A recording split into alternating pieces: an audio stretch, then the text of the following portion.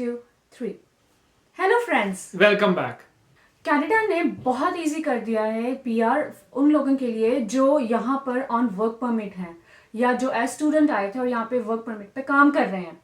तो उनके eligibility criterias क्या हैं? Let's discuss these today.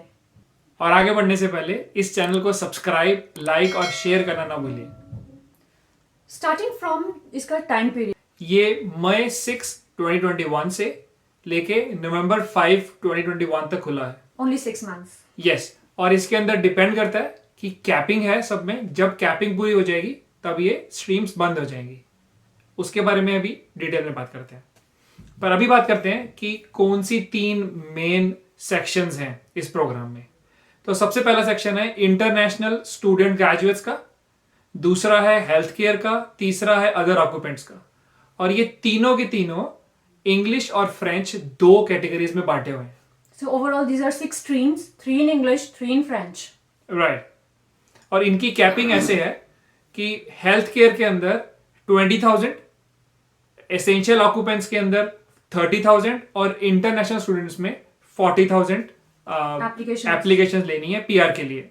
And French के लिए कोई कैपिंग नहीं है। So Right. guys, if you know French, you had an upper edge. और फॉर श्योर वो नवंबर 5 तक ये प्रोग्राम खुला रहेगा बिकॉज कोई कैपिंग नहीं है फ्रेंच के लिए। Exactly.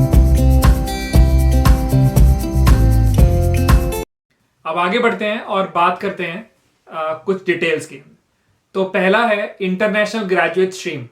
This is for our student friends.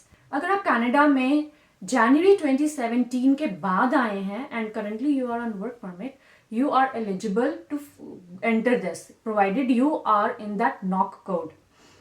इसके एलिजिबिलिटी क्राइटेरियाज क्या है? 1, जनवरी 2017 के बाद आप आए थे ऑन स्टडी बेसिस एंड आपने एक डेजिग्नेटेड लर्निंग इंस्टीट्यूट से अपनी क्वालिफिकेशन अपनी एजुकेशन कंप्लीट करी है। Second, when you are applying for PR, आप उस टाइम पे एम्प्लॉयड हैं in that NOC code. Third, big one, language ability test यानी कि CLB स्कोर 5 होना चाहिए। और इसका मतलब है आइल्स के इक्वलेंट जो है वो आपकी स्क्रीन पे आ रहा है। रीडिंग 4, राइटिंग 5, लिसनिंग 5, स्पीकिंग 5 होना चाहिए आपका। देन नेक्स्ट, ना ही आप आगे क्यूबेक में जाने की इंटेंशन रखते हो। एंड लास्ट वन, आपने जो भी डिप्लोमा, सर्टिफिकेट या अटेस्टेशन या डिग्री की है, it should be of at least 8 months in duration. This is big one guys, क्योंकि वी वर नॉट एक्सपेक्टिंग कि वो 8 months वाला भी एक्सेप्ट करेंगे and they are accepting it. It's a huge benefit and the combined length of the program should be 16 months।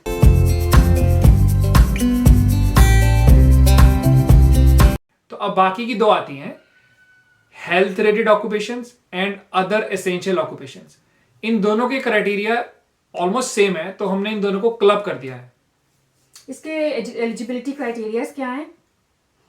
Back to our laptop, at least 1 year का work experience होना चाहिए in last 3 years। अगर part time experience है तो 15-60 hours का होना चाहिए। At the time of application the person should be employed in Canada. आप जॉब कर रहे हो कोई ना कोई। This is a big one. CLB score of 4। इतना लो CLB स्कोर मुझे नहीं पता कभी कनाडा ने एक्सेप्ट किया होगा पीआर के लिए या नहीं। तो अगर CLB 4 चाहिए, दैट मीन्स रीडिंग में 3.5, राइटिंग में 4, लिसनिंग में 4.5, स्पीकिंग में 4।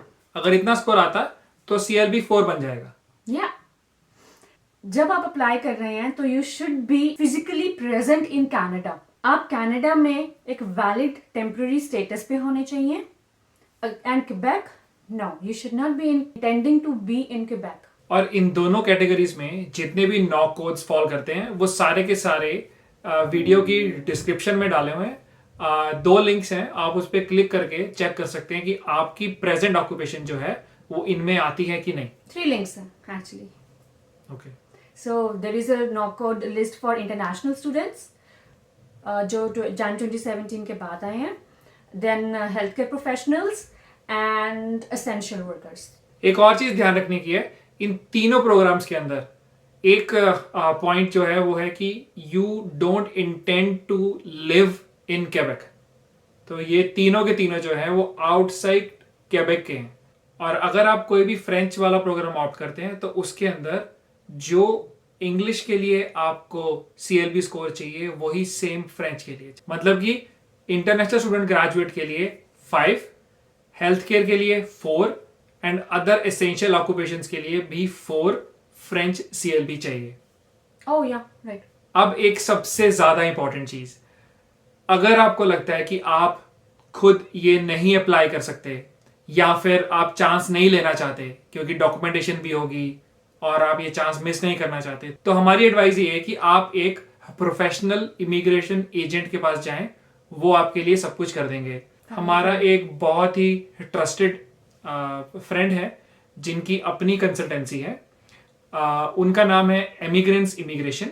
उन लोगों का नोवा स्कोशिया के अंदर हेड ऑफिस है और वो लोग वहीं से ऑपरेट करते हैं, बट वो इंटरनेशनली सब केसेस पिक करते हैं। उनकी कांटेक्ट डिटेल्स और वेबसाइट इस वक्त आपकी स्क्रीन पर आ रही है और वो डिस्क्रिप्शन में भी आप चेक कर सकते हैं।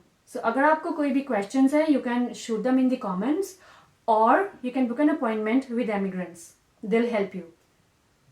अगेन हमारा कोई कट नहीं है, हमारा कोई खट नहीं है। या this is just an advice because we know those guys, they are 100% genuine. Hope आपको आज की वीडियो पसंद आई होगी। Please subscribe to our channel and keep watching for more informative videos. Thank you guys. Bye for now. Bye. Bye.